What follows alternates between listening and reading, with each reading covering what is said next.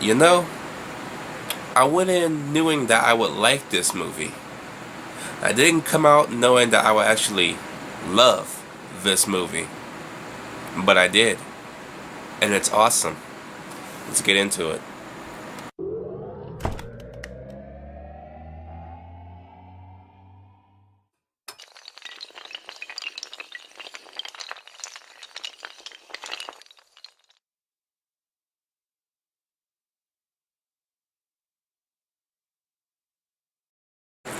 "28 Days Later" is the story of four survivors who band together to try and find answers, and of course more survivors, after a monkey escapes 4 weeks earlier and infects all of Britain, basically.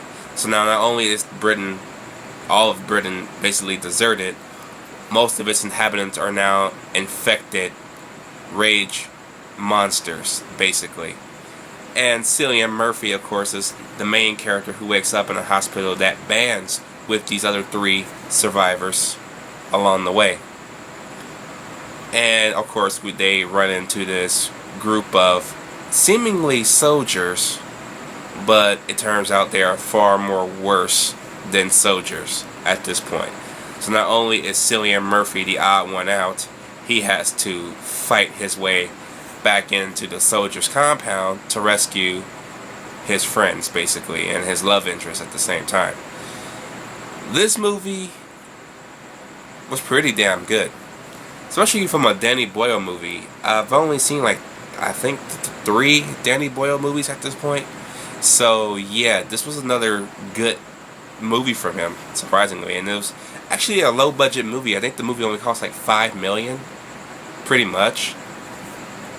But it made like a lot more than that, which is good because this was a good movie.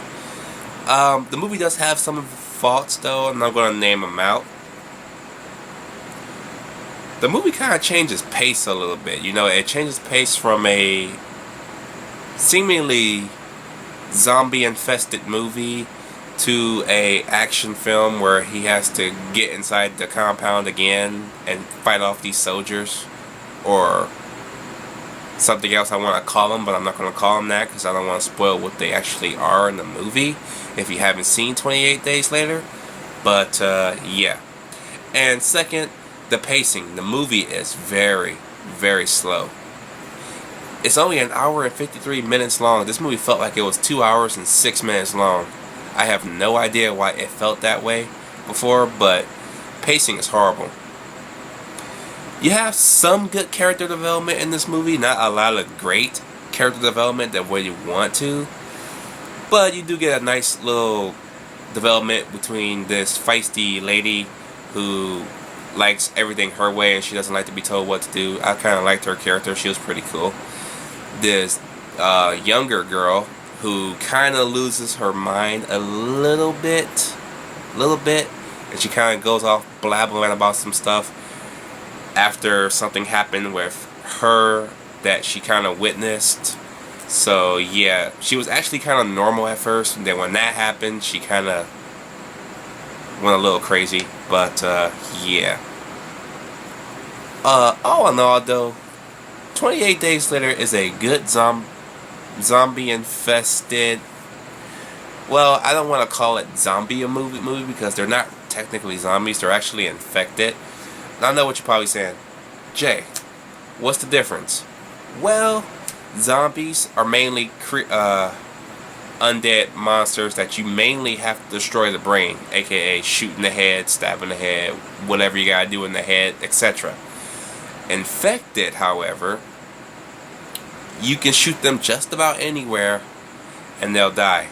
Case in point, the video game Left 4 Dead. They're not zombies, they're all infected. So you can shoot them as any way you want to and they'll die. It's the little things you gotta notice just like that to see the difference. Besides their seemingly glowing red eyes, they do have some red eyes in this movie, including one soldier who turned into an infected that they had chained up in the backyard, and it gets a bigger role later on. So that was pretty cool. But all in all, though, I'm going to give this movie a B+. I really did love this movie more than I thought I was going to. I thought it was going to be Nah, it was probably just a meh movie. But it was actually a pretty more better than the movie than what I got. So, yeah. So let me know what you guys think about 28 Days Later down below. Did you like it? Did you hate it? See you guys in 28 weeks later.